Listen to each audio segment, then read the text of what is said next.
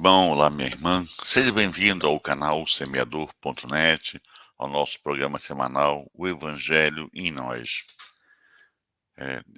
Nesse momento que aqui estamos, meus irmãos, vamos dar continuidade então às reflexões contidas no Evangelho segundo o Espiritismo, capítulo 27, que tem como tema Pede e obtereis. O item que nós iremos refletir é a ação da prece, transmissão do pensamento. Vamos lá então, meus irmãos, nos acompanhe aqui na leitura e reflexão, tá bom? A prece é uma invocação. Por seu intermédio, entramos em comunicação pelo pensamento com o ser a quem nos dirigimos. A prece pode ter por finalidade um pedido, um agradecimento ou uma glorificação. Podemos pedir por nós mesmos ou pelos outros, pelos vivos ou pelos mortos. As que são endereçadas a Deus são ouvidas pelos espíritos encarregados da execução da sua vontade. As que são dirigidas aos bons espíritos são igualmente levadas a Deus. Quando oramos para outros seres que não a Deus, eles são apenas intermediários, intercessores, porquanto nada pode ser feito sem a vontade divina. O Espiritismo nos faz compreender a ação da prece, explicando como se processa a transmissão do pensamento, seja quando o ser chamado atende ao nosso apelo, seja quando o nosso pensamento chega até ele. Para se compreender o que se passa nessa circunstância, é preciso imaginar todos os seres, encarnados e desencarnados, imersos no fluido universal que ocupa o espaço. Assim como aqui na Terra, estamos mergulhados na atmosfera. O fluido recebe o impulso da vontade, ele é o veículo do pensamento, como o ar é o veículo do som, com a diferença de que as vibrações do ar são circunscritas, enquanto que as do fluido universal se estendem ao infinito. Assim sendo, quando o pensamento é dirigido para um ser qualquer, sobre a Terra ou no espaço, de encarnado a desencarnado ou de desencarnado a encarnado, uma corrente fluídica se estabelece de um ao outro, transmitindo o pensamento da mesma forma que o ar transmite o som. A energia dessa corrente está na razão direta da energia do pensamento e da vontade.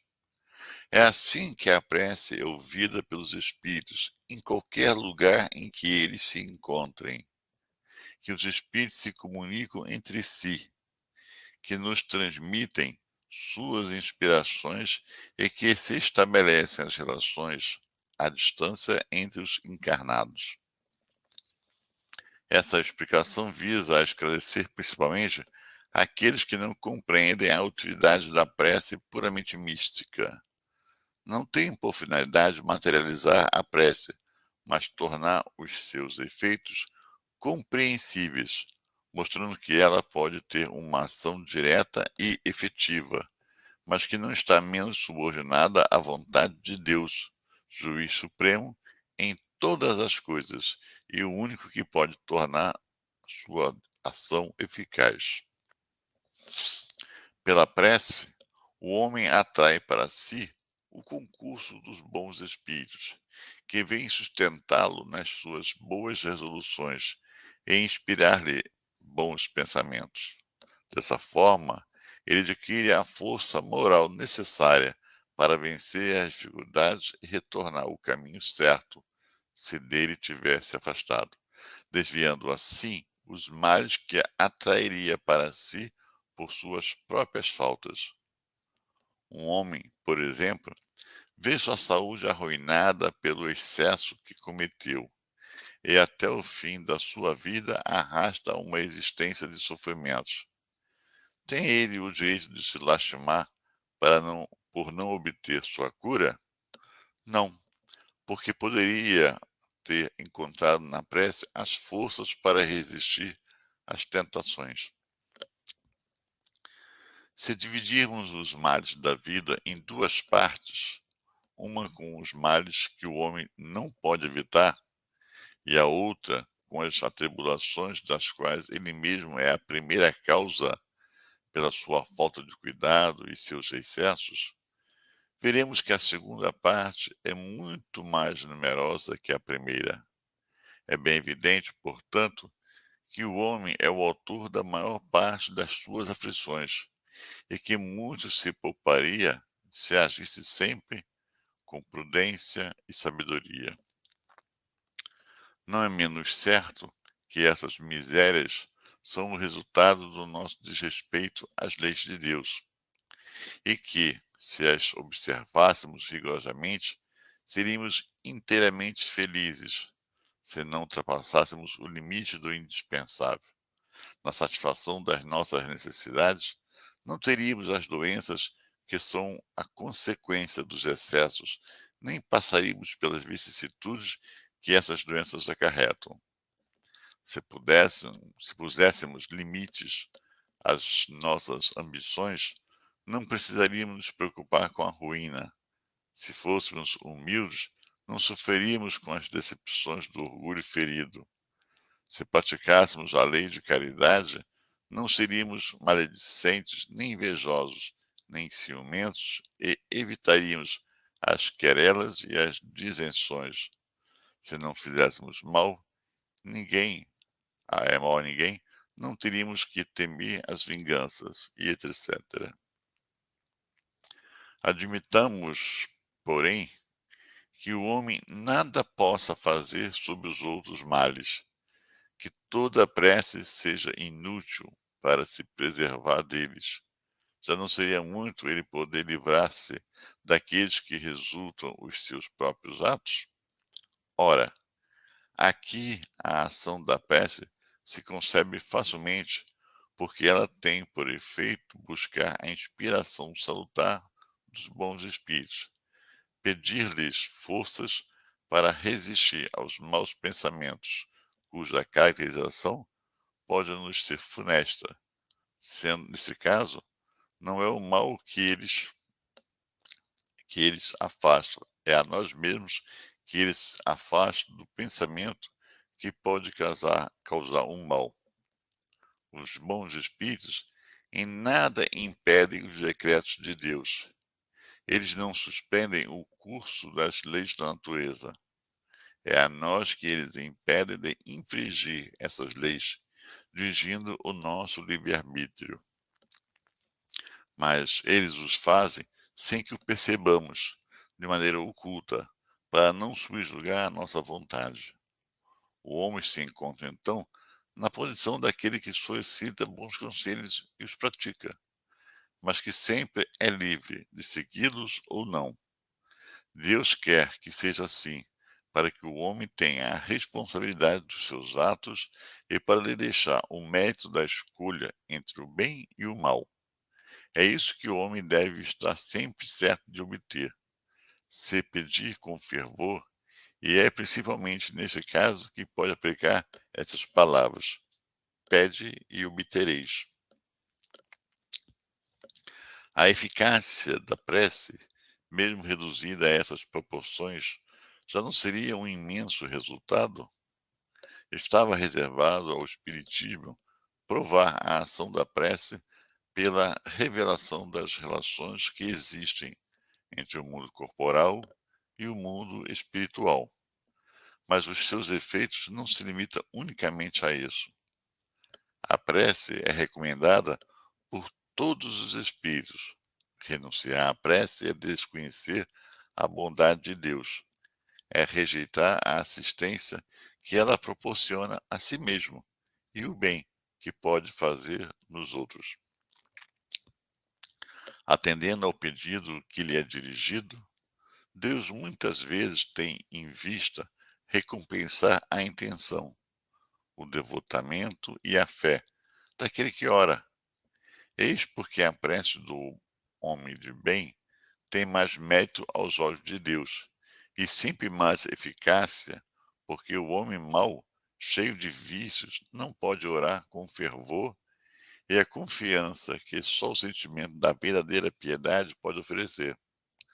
Do coração do egoísta, daquele que ora apenas com os lábios, só podem sair palavras, nunca os impulsos da caridade, que dão à prece todo o seu poder. Compreende-se isso de tal forma que, instintivamente, nós nos recomendamos às preces daqueles cuja conduta nos parece ser agradável a Deus, pois serão melhor ouvidas. Desculpa, meus irmãos. Bem, então vamos aqui às nossas reflexões com relação à ação da prece, a transmissão do pensamento. Então, o que é a prece aqui, para a gente começar nossas reflexões? A prece é um momento de sinceridade nossa, onde nós nos colocamos a pedir uma orientação, uma ajuda, um norte. Também é hora de pedir, desculpa, de agradecer por atendimento, né, a esse pedido, ou os pedidos, e simplesmente também pelas oportunidades que nos é dada a cada instante nesta encarnação para aprender a amar, para aprender a servir, para ter a oportunidade ou as oportunidades de ser feliz, de conquistá-la, né? Também é um momento, é um veículo para glorificarmos o nosso Senhor Deus, né? E como a prece acontece, como que ela eficazmente funciona, porque os espíritos nos aconselham a sempre fazermos a prece, que é essa conversa com o Criador diretamente, né? Quando a gente evoca Ele na prece, ou indiretamente, através dos espíritos, como a gente invoca os espíritos em particular ou não, porque tudo acontece, mesmo que a gente esteja dirigindo a nossa prece, estamos evocando os espíritos, tudo acontece com a permissão de Deus, não é verdade? Então, a doutrina espírita esclarece como que é isso aí. Como que eu vou me vincular com outro ser desencarnado, fazer o pedido, fazer essa conexão. Meus irmãos, ele começa a nos falar aqui que todos nós estamos inseridos, envolto no fluido cósmico universal, tá? Para quem não é espírita, para quem não tem essa informação, vamos tentar deixar a coisa assim visível, mais visível para nós. Imaginemos um aquário com os seus peixes a passear, a viver a sua vida. Toda a água que o envolve, né, ela é como para nós o fluido cósmico universal. Tudo que está em nossa volta, tudo que está em volta dos planetas, dos corpos celestiais, né? Fluido cósmico universal. Então, quando a gente proporciona aqui um movimento no ar, um movimento na água, né, é uma ação mecânica e ela se propaga.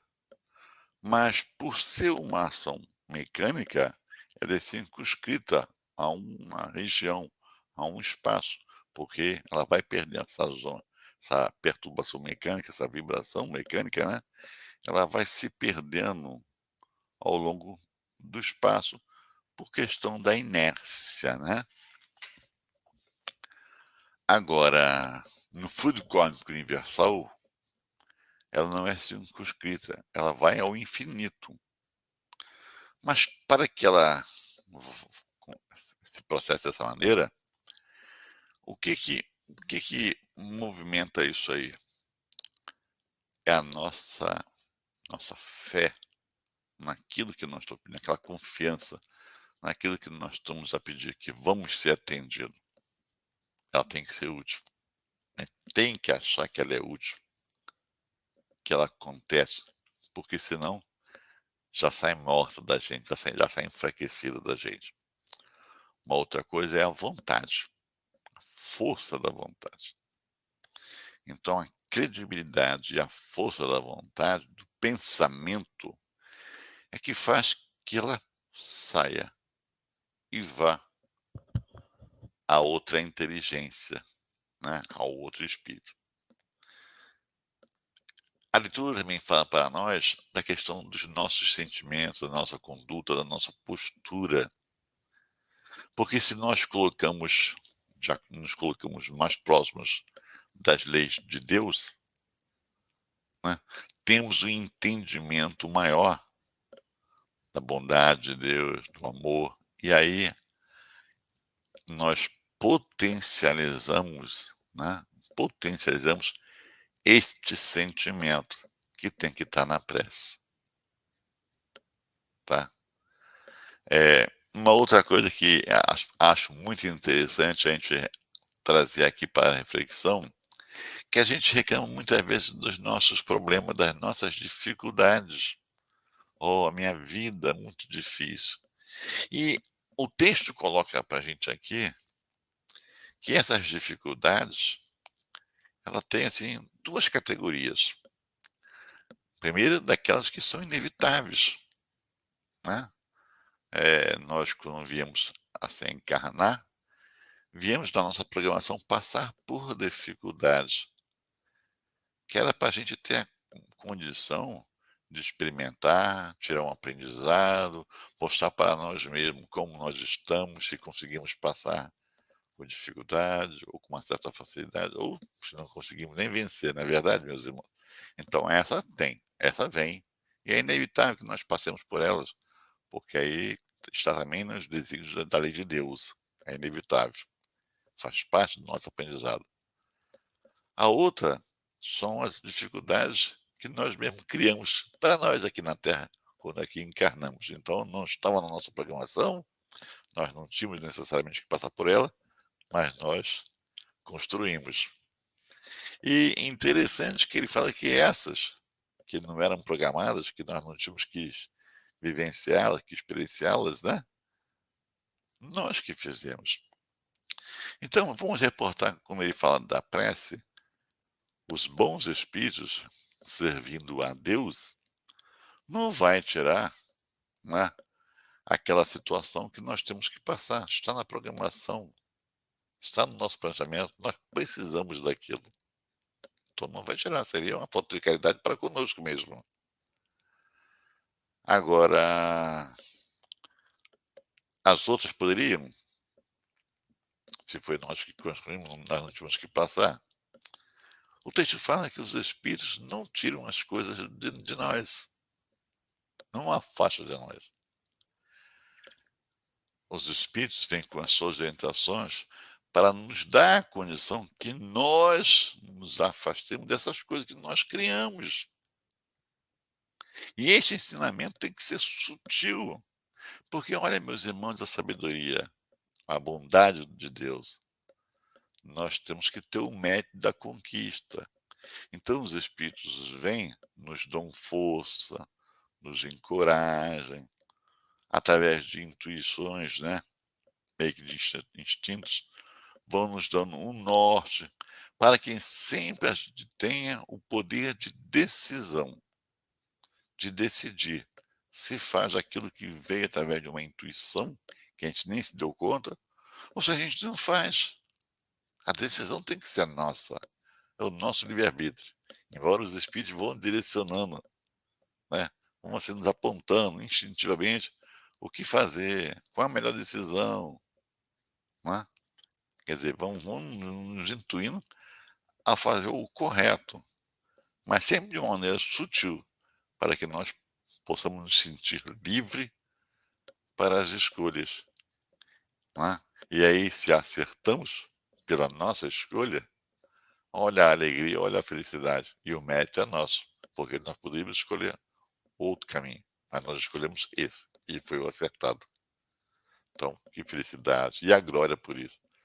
Mas se nós não escolhemos, o caminho do equilíbrio que os espíritos nos intuíram, ao nosso pedido, com a permissão do Pai, então nós vamos nos afastar das leis divinas, as leis de equilíbrio que nos proporcionam a felicidade.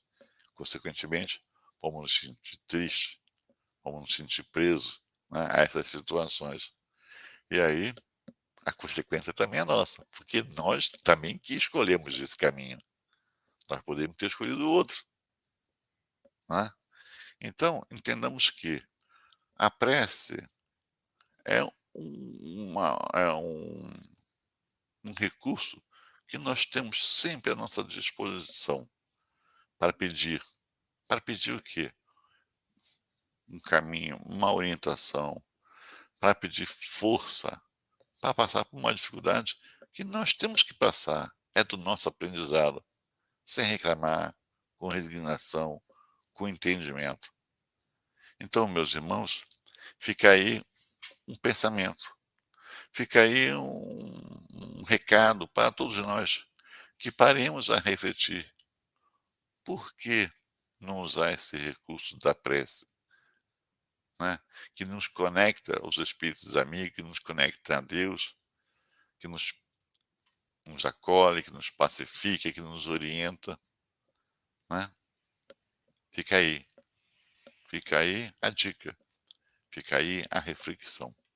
Então, que possam todos ter uma semana de muita paz, na presença de Deus, sentindo-o em seus corações, sentindo o Mestre Jesus, sentindo os espíritos amigos que vos acompanham.